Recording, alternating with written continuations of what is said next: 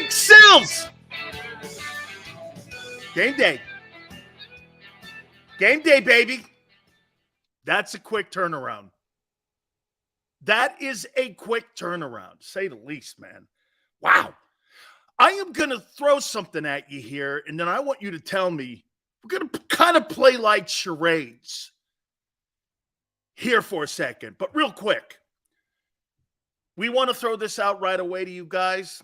Listen, we have opportunities for you to win yourself some gift certificates. All you have to do, and you get a chance with our friends at Hooters to win these gift certificates and also some merchandise from JAKIB Sports and Hooters. All you do is give us your information here. Fill it out. Just fill it out. Send it to this email, and all you'd have to do is send the code word on the email. Put your name and address and everything on it. There it is right there, the email. And you'll qualify for an opportunity to win some of those gift certificates. And we name the winners, by the way, each and every single Monday, like Wayne and Christopher here. This past Monday, we do it on a football Monday. And good luck to you guys. So we'll keep reminding you throughout the week as we go through Friday. We're going to go all the way to Friday. And we will announce the winner, like I said, on Monday. So Justin Jefferson comes to town. You know what I heard all week long? Well, because it's a Thursday game. Do you know what I heard? Oh, no, we can't let this dude go after that guy. It's Lincoln Financial. Act like a home fan base that you are. We didn't want you, guy. Turn it around on him. Don't let anybody come into your park. And don't fear anybody. Don't ever fear anyone coming into your ballpark. Well, I don't want Jefferson getting 9K. So what? That doesn't mean he's going to beat you. He's going to get his. He's going to get his. Okay? Who cares? You're the better team. You're the better team. Of course he's going to have a great game. He's a great ball player. Okay? But stop with that. Oh, my God, Justin Jefferson. Dude, Justin Jefferson is the least of your worries. I'm going to throw something at you here. That's right, Ray. Hey, everybody's a superstar and talks a bunch of shit until you punch him in the face. Everybody thinks they got a plan until they're hit in the head. And all of a sudden, when you're hit in the head, that plan goes out the window, doesn't it? Go after their ass, man. All right. I want you to tell me who this is. Let me see here. This is in 10 ball games. 10 ball games. Who is this? 66.1 completion percentage. 297.7 yards per game. 2.2 touchdowns per game. 0.9 interceptions. 98.5 QBR. And he's 6-4 versus you. Who is that? Tell me who that is. Who is that? You guys keep talking to me about this guy here. Who is that? No, JM. The numbers are superior when it comes to Dak. Dak's 8-3. That's Kirk Cousins versus the Eagles. Between his stints in Washington and Minnesota, you guys had me believing that Kirk Cousins sucks against you. Kirk Cousins is great against you. He's great. 66.1 completion percentage, 300 yards a game, 2 touchdowns to 1 pick, 98.5 QBR, and 6-4. That's not a guy who sucks against Philly. That's not a guy who sucks against Philadelphia. Did he play poorly last year? Yeah. But that's 1 of 10. 1 out of 10. I get the primetime stuff. And, hey, Tone goes, that's not spectacular. I don't know about you, but 300 yards a game? 66 sounds like Hurts. You think Hurts has better numbers versus Minnesota like that over 10 game? I don't. I don't know, man. I'll tell you what, you guys said to me, he sucked. That doesn't suck. That doesn't suck. We're going to break it down here in a minute. I'm going to tell you what I think happens in the game. By the way, before we even get started, I do not believe the Minnesota Vikings can beat you. There, I'm going to bury the lead. I don't believe, okay, that they can beat you. And here's why. Let's get into this. Eagles 6-point favorites going into this thing tonight. Bucks with a surprising win, especially when you see the numbers on what the Bucks did against the Vikings. Very unimpressive. But what I think the Buccaneers did, they completely exposed so many holes on that Vikings defense that it was really evident where some of the weaknesses are on that defense. You want to hear a statistic? And by the way, that one-score game against the Bucks this past weekend, it's the first time since 2017 that the Vikings have lost a one-score game. Listen to this number from a year ago. So are the Vikings and I heard Tone say this earlier today. I just don't trust them. Here's probably why he doesn't trust them. Last year, the Vikings were 11-0 in one-score games. I mean, a tip here, a tip there, what have you. You're 11-0 in one-score games. Man, I mean, you're winning these games, but it's by the seat of your pants. And if you lose any kind of personnel in the process, those one-score games completely turn the other way. I mean, and to me, can I say this to you about the Vikings roster? To me, when I look at the Vikings roster, is it me when I say this? It just looks like it's regressing. I mean, you see, the Eagle roster's not regressing. It's just inexperienced. There's a difference. Like when I look at the Eagles roster, here's what we're doing. Well, we got to wait for Sidney Brown to cook. We got to wait a little more for Jalen Carter to keep cooking. Jordan Davis looks like he's cooked. All that shit's trending up. When I look at the Vikings defensively, especially defensively, I look at them and go, why do I think they're regressing? I mean, I watched the Buccaneers who didn't do shit against them, beat them. And I'm like, when I watch their roster, I look at Minnesota's roster and go, I think it's walking the other way. You know, they got rid of Rick Spielman. They no longer have him as general manager up there. And I don't know. Look, I think the kid Addison, I think he's a great addition. He's an upgrade to Adam Thielen. He totally is an upgrade. I mean, but here, it just looks like it's regressing. Now, the one thing about the Eagle offense, it's hard to believe, but the Eagles were outgained by the Patriots 152 yards in that game on Sunday. They had 152 more yards than what the Eagles put up on that Sunday performance. Lackluster, very uninspiring. They won for sure. You're the better team. But at the end of the day, it was uninspiring. It's just like they went through the motions. Maybe more so on offense. It was just like going through the motions and just expecting teams to lay down. Look, I'm going to say it one more time to you.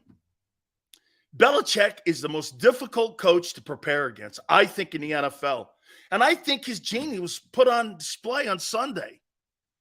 You're not going to run into that kind of coaching week in and week out. You're just not. And that's an advantage for Philly. You're going to run into that shit with Spagnuolo and Andy in Kansas City. Anytime you see coordinators like that and head coaches that are play calling geniuses like Sean McVay, hey, by the way, that Rams game now looks a little different to me. With McVay and with Raheem Morris, the D coordinator, they're pretty good. That was a pretty good job they did against Seattle. All right? That was a pretty good job. So I give you that. I do. And it's not an excuse. It's like, he's a great coach. Okay? The losses are huge, though, for the Eagles on defense because of your depth issues. I mean, just to show you how absolutely ridiculous the comment that Peter King made when he said that the Eagles had the deepest roster. You guys lose a couple players and you look devastated in your secondary and clearly at linebacker. It just shows you there's certain people, as distinguished as Peter King is, who don't follow the Eagles. Nobody in their right mind would say that that's a great linebacking core with a healthy Nakobe Dean. Nobody would say that. Nobody. Okay? And now you're playing some dude named Job. Stop with the fact he's good. There's a reason there's first teams and second teams. Okay? The pass catching talent on the Minnesota Vikings is elite. I would put it in the conversation a step down from Philly because I think your tight end's better and I think your WR2's better than Minnesota's.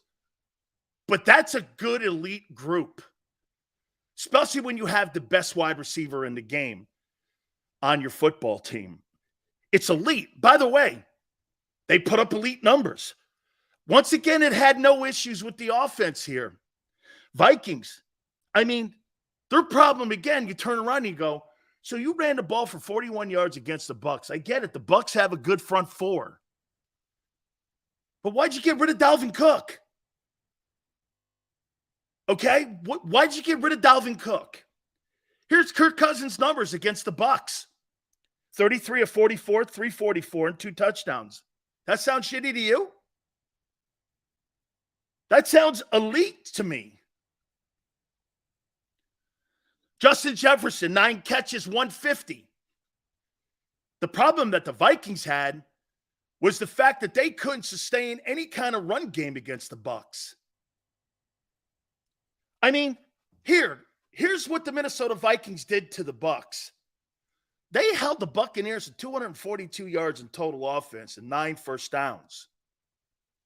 There were critical mistakes in that ball game that they had that basically, you know how the Eagles won the game? Well, the Vikings lost the game. The Bucs didn't win that game. They completely dominated them. But that's the difference between a team that's been going through one-score games for the last 4 years versus a team that's used to dominating. Telling you something, the fact that the Eagles last year dominated opponents was clearly one of the reasons why they closed out the Patriots and why the Vikings lost to the Buccaneers. Because you're so used to being in these one-score ball games. I mean, Minnesota has to play 60 minutes of football every game to win a game with all these one scores. Okay? So the point is that the Eagles are prepared to win shitty games. I don't think the Vikings are. Like, The Vikings aren't going to win a bad game. The Eagles will. The Eagles they're more prepared because they win. Those critical games like that, they do what it takes. Okay, they do exactly what it takes when it comes to that.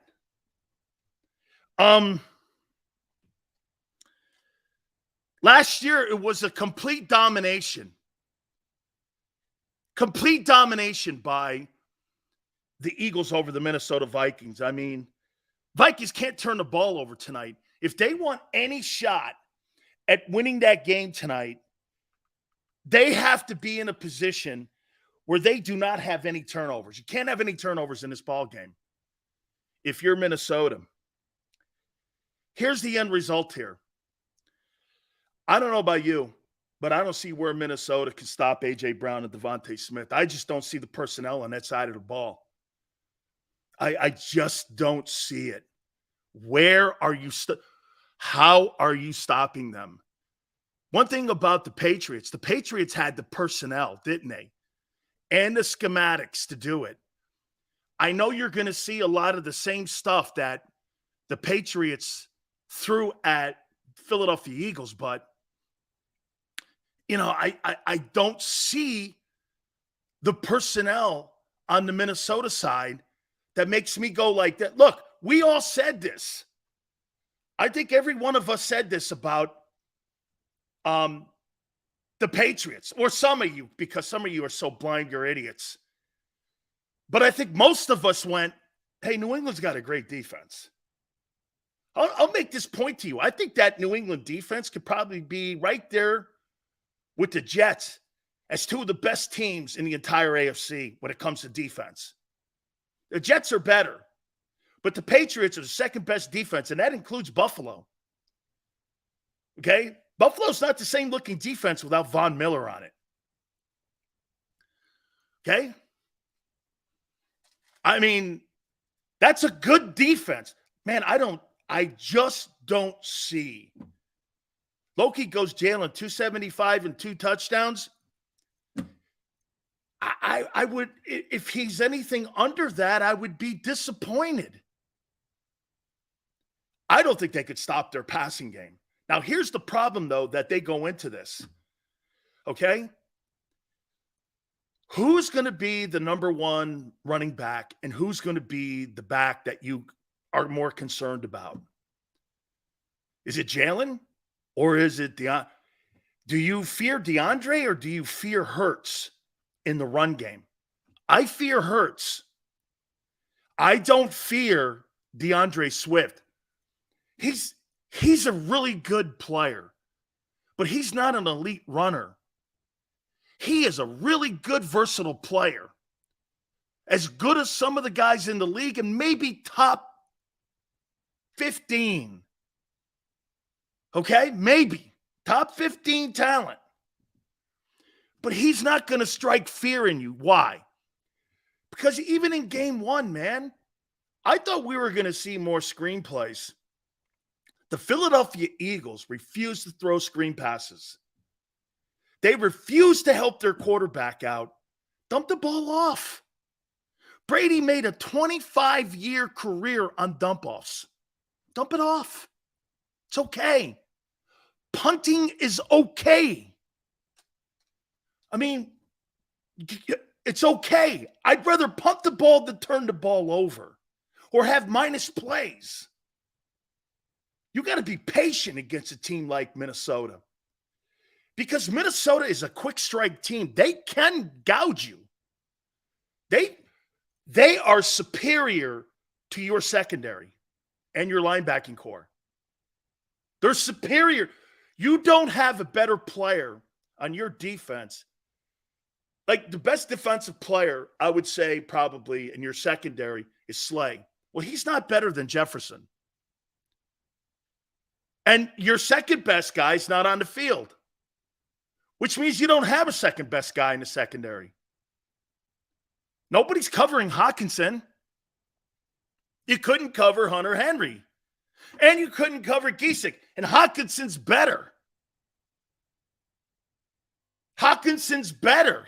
You're playing against a better wide receiving core and a better tight end and a better quarterback than what you faced in week 1. Now, I thought you guys told me that the New England Patriot O-line sucks, and I even said, do you understand that the New England Patriots are probably going to finish around 28th in pass protection and protecting your quarterback? Well, the Eagles didn't get home against a poor O-line. That O-line is poor. This one is comparable to that O-line. This O-line's comparable. So there's no excuses not to get home 2 weeks in a row. You have played, that O-line in New England is not very good. He's not very good. This one isn't either. You have to get home. If you do not get home, okay, if you do not get home, they'll go for 400 yards throwing the ball on you. They're better. Common sense, even your eyeballs can't lie to you when you go like this. The Vikings have a better offense. By the way, Cousins was elite against a pretty good defense. Your defense is not better than the Buccaneer defense. You're not. As an overall group and unit, you're not. The Buccaneers linebacking core alone blows you away. You're not.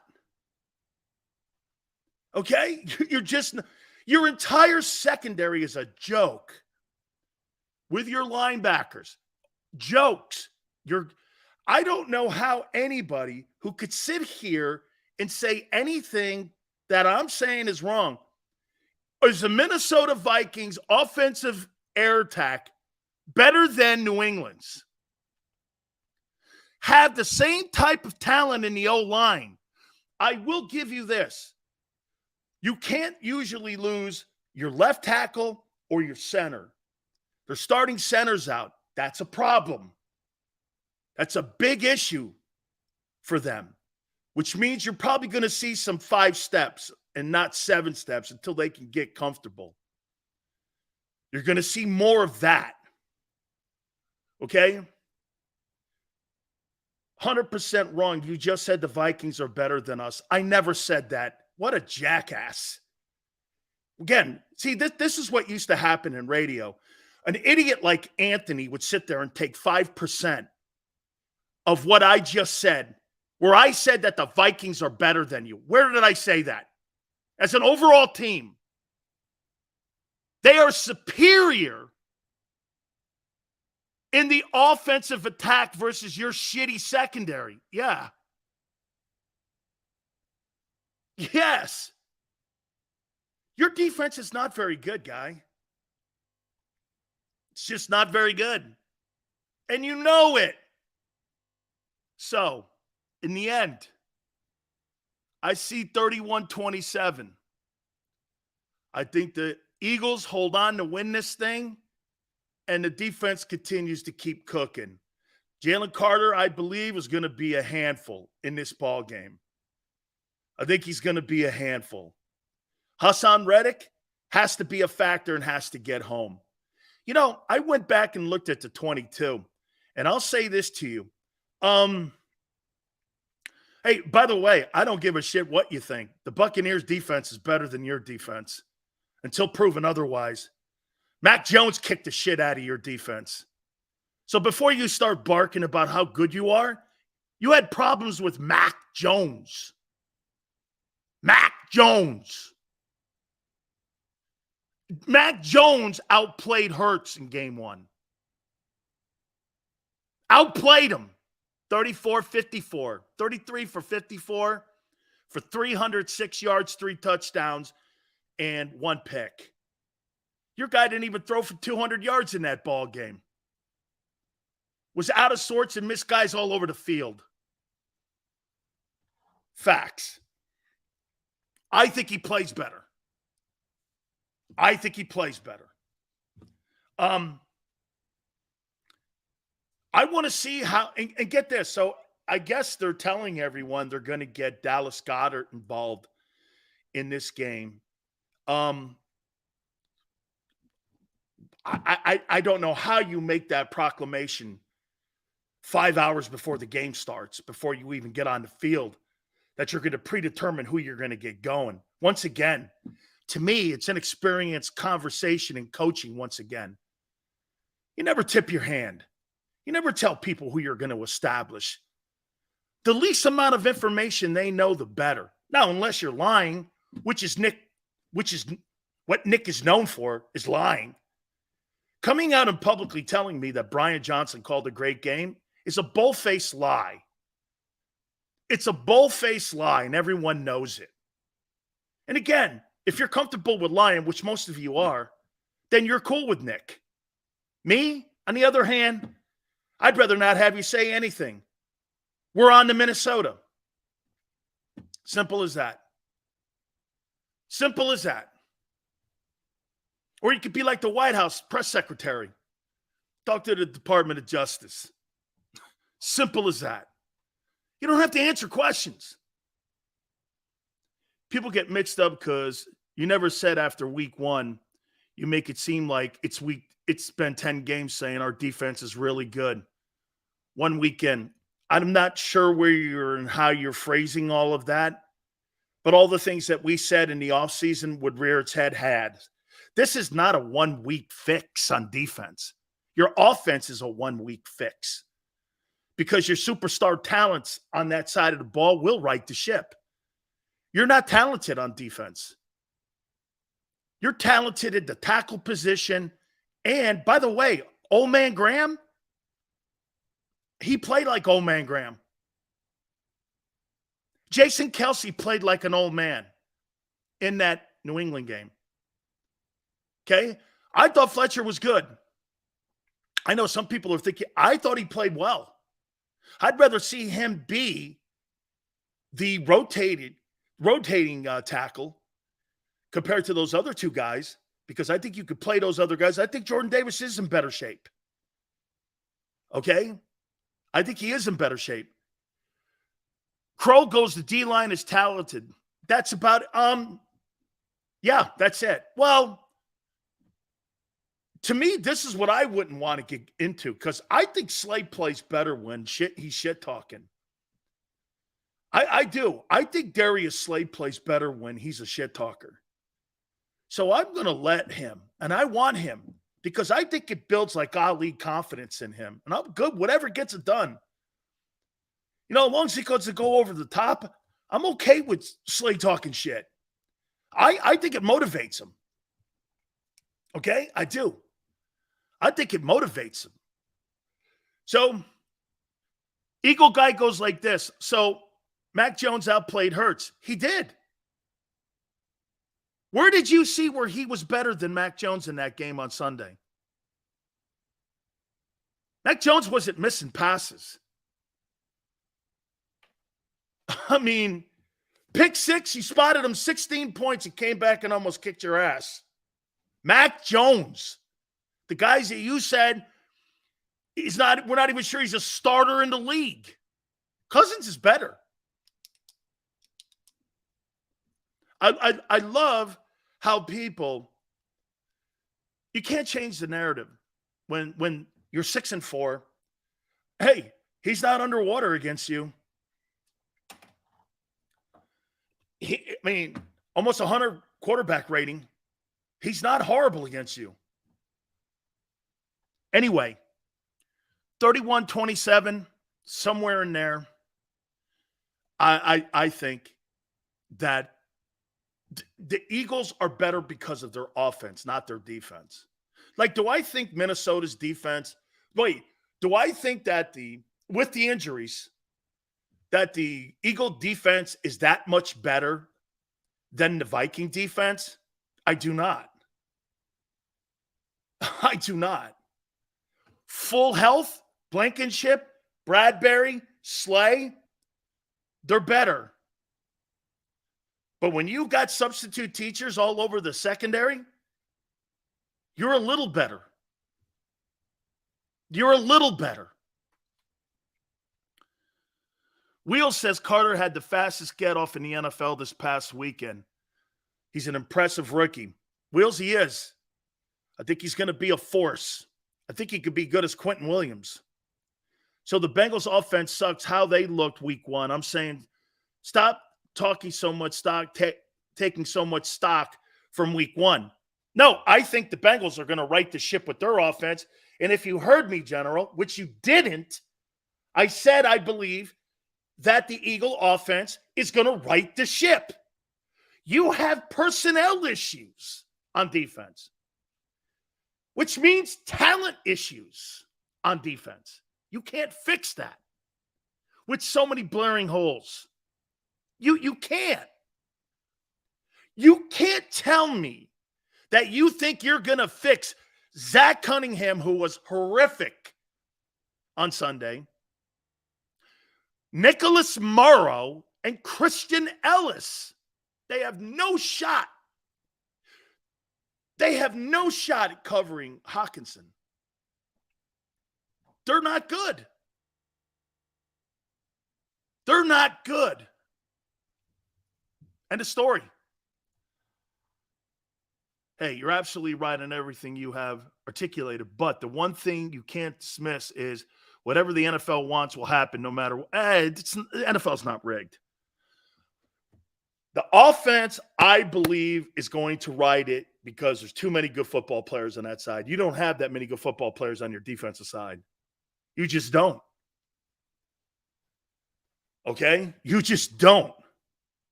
You're going again. Hey, would we all agree with this? Hey, is Minnesota better offensively than the New England Patriots? Or are you going to try to tell me you think the New England Patriots are better offensively than the Vikings?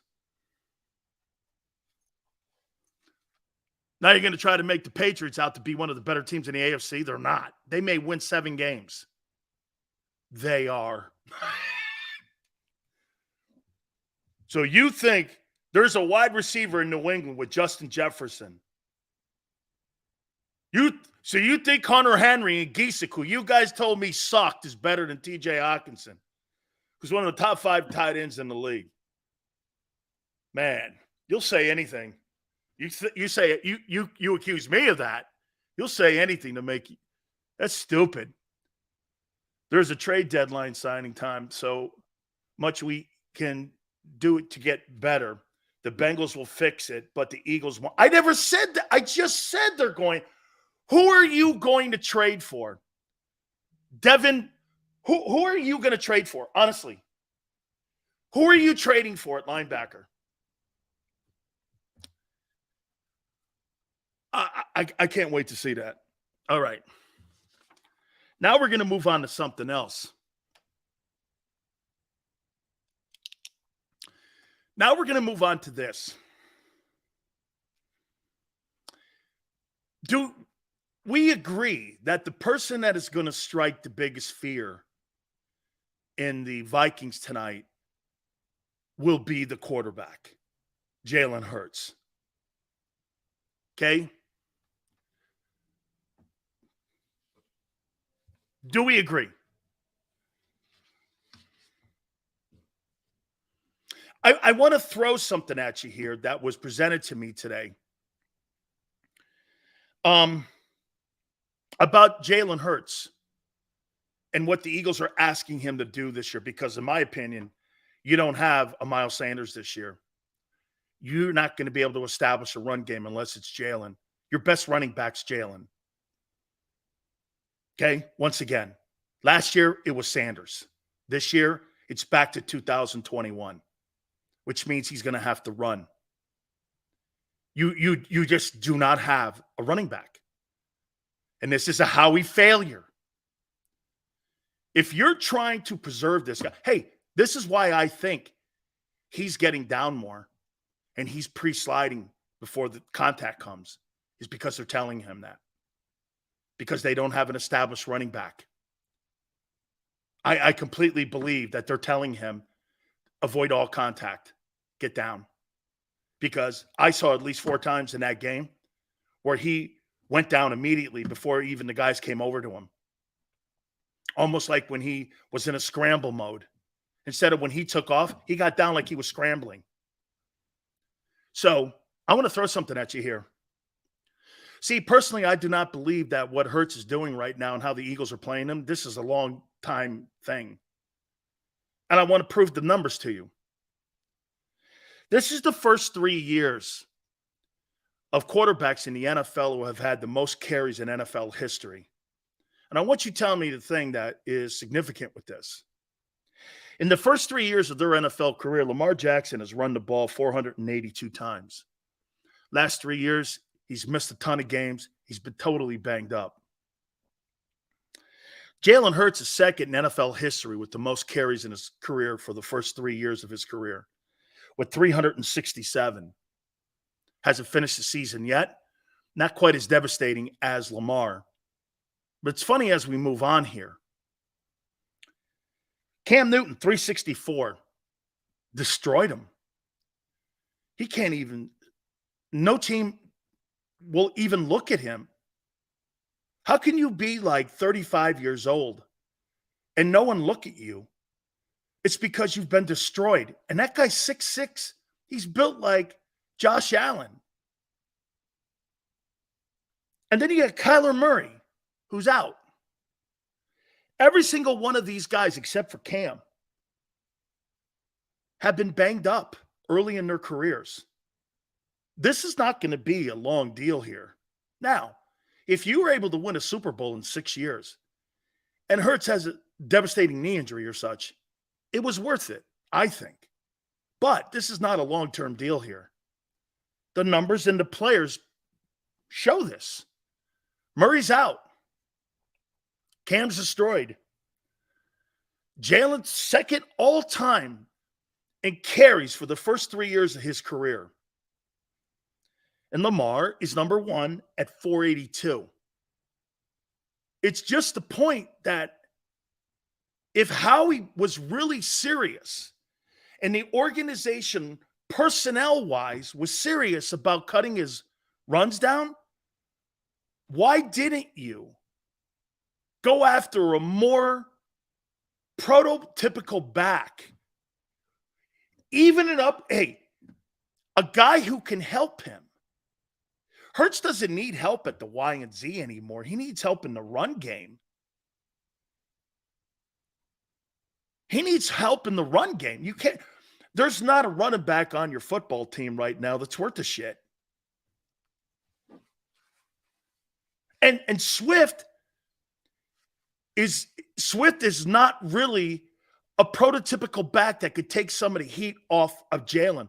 Look, this is not a rip really on Jalen. I'm trying to get 10 years out of the kid. These other guys here are proving to you, hey, man, the wear and tear of being a dual threat quarterback, every single one of these guys is either destroyed or have been massively injured. And Hurts is second on that list. It's only a matter of time. Now, if you know these trends, why didn't you help your quarterback out? If you know he's a dual threat, Howie, why didn't you do more in the run game? This is where a failure. There's two areas of the football team that he failed incredibly at this year. It'll be at that linebacker position, and this is an opinion. This is an opinion. You have no linebacker and no Mike. You have no running back except for your talented quarterback. And I think it's going to cost you. It's already cost you your Mike. It's already cost you your linebacking position. You're searching around the guys in the streets now. The difference in getting Ndamukong Suh and Linval Joseph a year ago was that you had Javon Hargrave and Fletcher Cox and Jordan Davis. So when you added to that treasure, you're not better this year. You know why? Because you're not deeper. You're not.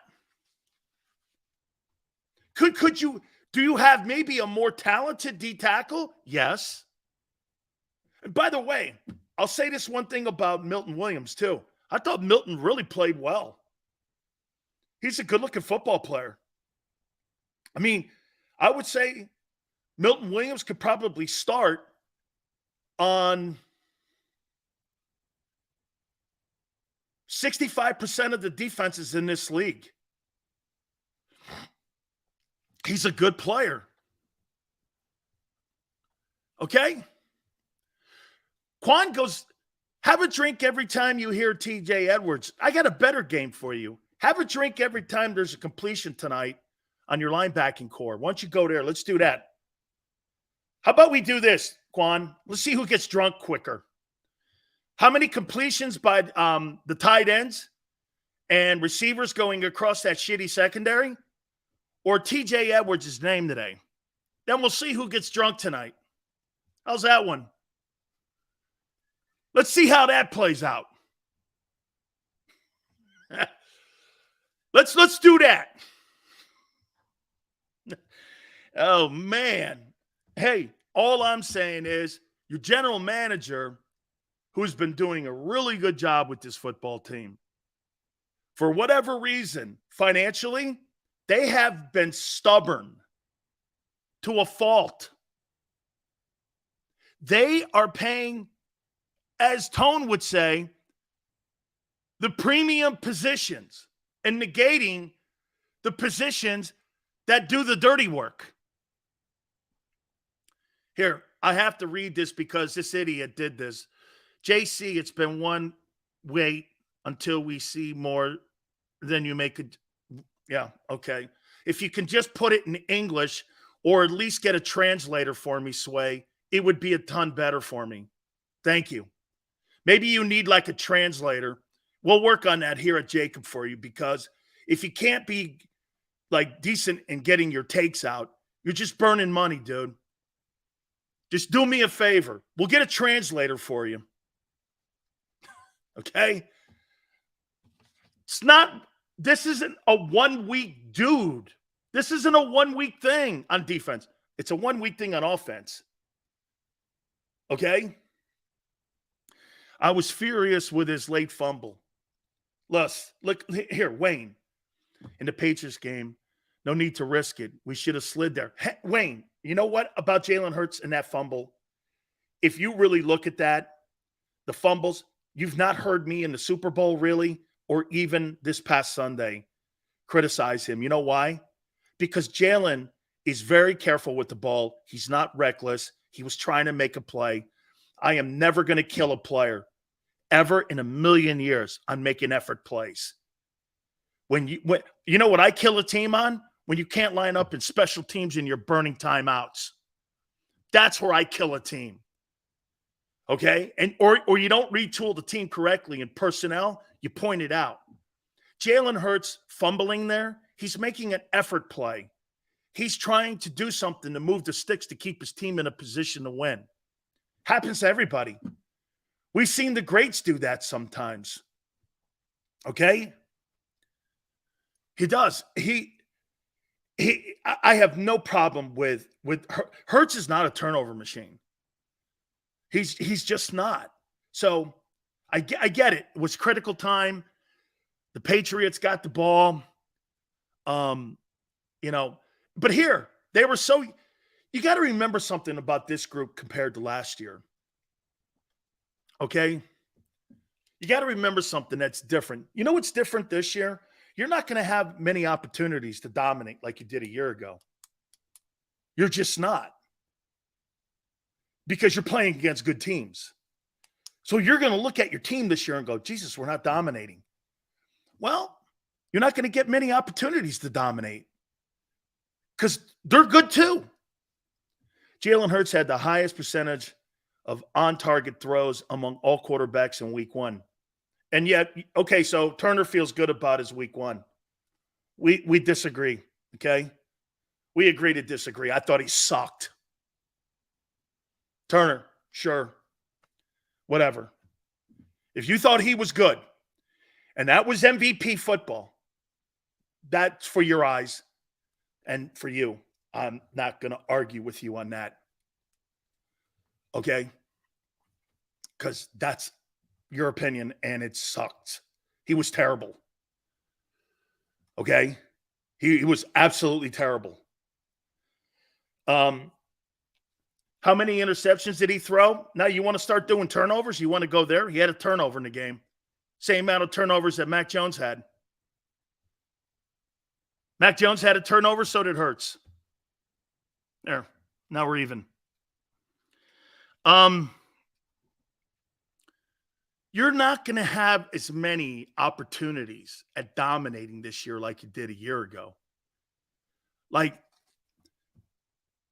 when you see a game like New England, you're going to be in a lot more ball games like that this year than you were in games like you were a year ago. Just common sense. You're playing better people, better rosters, better coaches, better quarterbacks. So the chances of you having 13 drives versus this year maybe 7 or 9 is going to make your team look like you're not dominating, because you're not going to. Most of the great teams that play in the NFL have to play tough schedules. I mean, did you really ever watch the New England dynasty? Let's do this. Think about this, for instance. Do you remember the Patriots dominating teams? Like every weekend? Or were they like one score, really close games? Brady's playing a tight one. Why is that? Well, they play tough schedules because they're usually the champ, and they don't get the same opportunities when they play shitbox teams. You got to remember something about the 2021 Eagles. You were coming off a 4-win season. You were playing turds in 21. In my opinion, what has happened here? The 21 season, okay, and then going into the 22 season, when you played those shitty teams, is fool's gold. You're good. Don't get me wrong. I'm not saying you're not. But you're not as good as you think you are. You're not. That schedule was riddled with a last place schedule. Coming off a 4-win team, that's how the league fools you. So this year, if you happen to have less wins, say you win 11, 12 games this year, I would say you're better than a year ago. I would say you're better. You're better. Better competition, bet against better quarterbacks. Dude, if you win 11, 12 games playing the teams you play this year and you win your division, man, that is a great year for Hurts and the quarterback and for the unit itself. And you're going to come away going like this. We're here to stay. But if you start getting into games like you did with the Patriots and you start wobbling up and down like that because you don't have the proper personnel on that side of the ball, you're going to question yourself. You see, you've been fooled by your 22 regular season record. You've been fooled by it. Because if you were that good, I mean, that roster was good. I'm not saying it wasn't. Everyone had career years going against the last place schedule. Gee, do you think there's coincidence to that? Or no, everyone just had a great year because they were playing star teams every week. Okay? All I'm saying is pull it back a little bit. Let's see how, again, the one thing that we came away with Monday and Tuesday, I completely agree with you guys. I think the offense is going to right the ship, man. I think it starts tonight. I don't see where Minnesota can defend A.J. Brown and Devontae Smith or Dow. I don't see where the Vikings. I just don't see it. And the problem the Vikings are going to have tonight, what's the big problem the Vikings are going to have versus the Eagles tonight? What do you think the biggest problem they're going to have tonight? Running the ball, which means play action. They can't sustain drives. And he's going to have, I would say this to you. I would be shocked if Cousins doesn't throw the ball 65 times. I saw somebody say that I said that the Eagles would be 2-5 out of the gate. I also said you're going to the Super Bowl. Always finish the statement. Always finish the statement. Do me a favor. Don't cut the statement off. Finish it. I said you get to the Super Bowl too. Okay? So, here again tonight, if you're Hurts, Jalen's got to run the ball 18 times, 19 times tonight. Because I don't believe he's the best back. You don't have anybody else back there. Or give it to Penny. Let's see what he has until he breaks down. He'll break down somewhere. But ride that guy as much as you can. You got to get a running game going, because what you want to do is you're trying to keep your defense off the field because it's not very good. You have to keep the Eagle defense off the field. Cousins will rip it apart. And if you don't get home, which you didn't get home against New England, he'll kill you tonight. It's a better offense. Get this. You lose Blankenship, Bradbury, Dean, and you think you're better against the Vikings, and that the Vikings are lesser talented offensively than New England. I don't know how you plug that in. The game is going to be won on what Hurts and the offense does. It will be that way for 8 weeks. Your defense is terrible right now, except for your interior tackles. I was disappointed. Swick got home once, I think. Other than that, he didn't have a very good game setting the edges. And one thing that I thought that the Patriots did exceptional on, they stopped that counter trade play on Hurts where he goes front side, then he comes out the back door. They got his ass. They got him. Okay? How do you know what we have until after tonight in running backs? Our coaches didn't play Swift or Penny. Oh, that leads me to this then. Your coaches. Okay, let's see how good of coaches these guys are. I'll tell you something else that's funny here. So explain this one to me. It's the same defensive scheme and the same defensive premise, and it's the same offensive premise, then yet why does the team look different? And play calling and in performance. It's the same team, you guys are telling me. Isn't it? Why does it look completely different?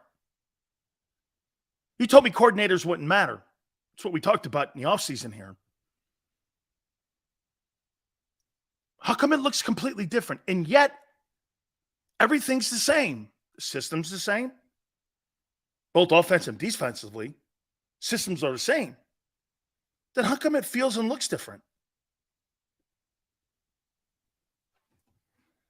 This goes to show you how important coaching and not playing the sabermetrics thing and having an ability to have a feel for the game. Both Desai and Brian Johnson, if that were me, I don't really think they have a feel for, or how about this? To be fair, I don't think they had a feel for that New England team at all. They made no halftime adjustments. You know when they made their adjustments? In the Tuesday press conference. That's not adjustments. That's excuses. And your head coach is part of that shit. We should have got maybe more practice time. I mean, all that stuff is Monday morning quarterback bullshit. All that stuff is Monday morning quarterback. You know what it sounds to me? Like inexperienced coaches. So you were telling me that your coordinators, remember I said that Belichick would have the best coaching staff in the ball game? Well, it reared its head big time, even down to your shitty special teams coach. It just shows me right there that Sirianni has absolutely no say on his coaching hires. Because if that's any quality head coach, he'd walk in there and that guy, Michael Clay, would have been gone 2 freaking years ago. He's terrible at his job. I don't know why he's there. Has to be an organizational thing because no coach worth his salt comes out and just bull-faced bullshit lies like that, keeps a guy like that on a roster, and then turns around and tells me Brian Johnson's a great coach. Come on, dude. It's covering for the front office. That coaching staff got the pants coached off them in that ball game. You know it, and I know it. Got your pants coached off you. You didn't help Hurts. You hurt him. Hey, you know what I would rather have seen? I'd rather have seen you throw 5 incompletions to Dallas Goedert out of the gate than seeing you give 5 handoffs to Kenny Gainwell. And some of you go, well, Sills, they moved the chains on. Yeah, they scripted it out, and once they got off script, it sucked. Don't you know what coaches do?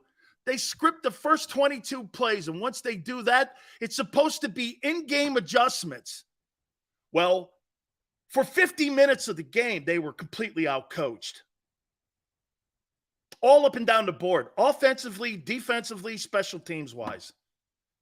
That was the worst coached football team for an NFL team that coming off an NFC title I've ever seen in my entire life. And again, that's what happened in a Super Bowl because you don't have quality coaches on that sideline like you used to.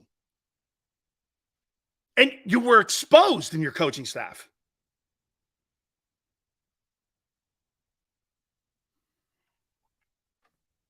You know how you're exposed? When your coach lies on a Monday, tells you that your OC did great, fabulous ball game he called.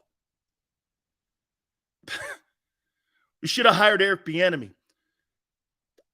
I don't know if Eric Bieniemy knows how to deal with a RPO type offense. So Jalen has to have a different coach. He just can't have a standard NFL OC. Okay?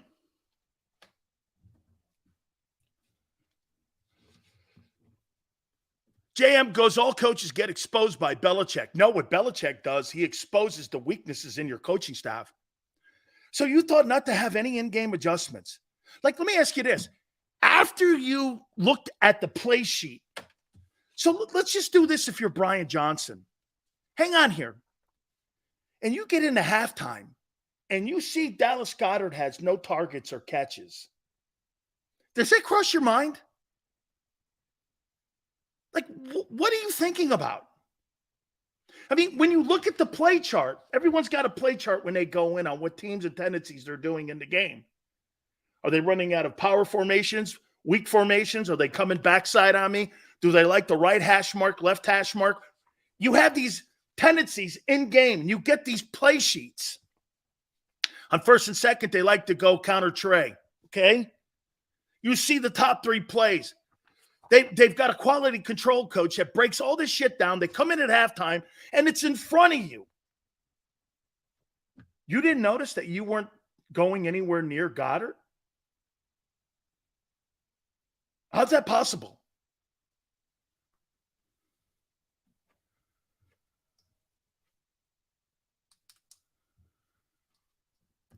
Like I said on Monday, remember one thing.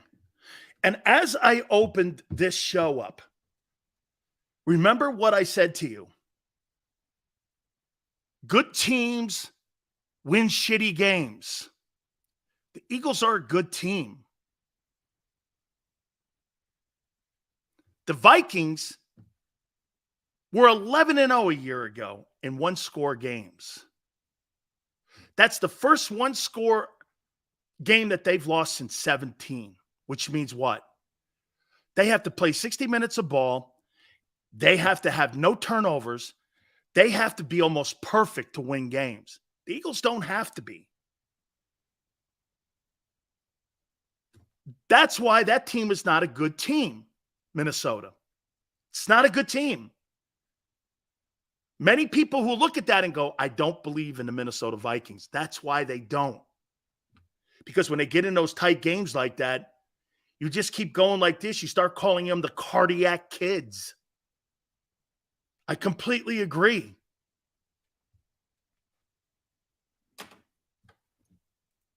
Eagles are better. Okay? My boy Jason Cole is going to be with us. NFL Insider Hall of Fame voter at 4:30 Eastern Time. Gary McCulley, the operations guy from Hooters, in the 7 locations in the Northeast area. Can't wait to talk to him. Whole bunch of Eagle fans are going to be at the King of Prussia one today for the game tonight. Can't wait for that situation as well. So, hey, by the way, do me a favor.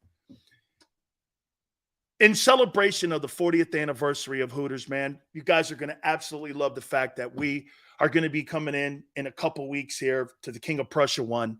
And we can't wait to meet many of you out there and celebrate the 40th anniversary. Listen, if you don't want to go into any one of the 7 locations at Hooters, you can go to hooterstogo.com to order and take it home, watch the game at your home stadium, so to speak, and have yourself a fantastic time. Again, this is the official home of the National Football Show. Then go in anytime Tuesdays, buy 10 wings, get 10 boneless free. Wing Wednesdays, 1983. That's the year the place was founded. All you can eat Saturdays, man. It's kids eat free on Saturdays. All you can eat with the 1983. Go to northeasthooters.com to find one of the 7 locations. More on the game tonight. Some of the key players that have to play well tonight for the Eagles to win this game against Minnesota. Please hit the like button. Hour number 2. Keep it here on the National Football Show.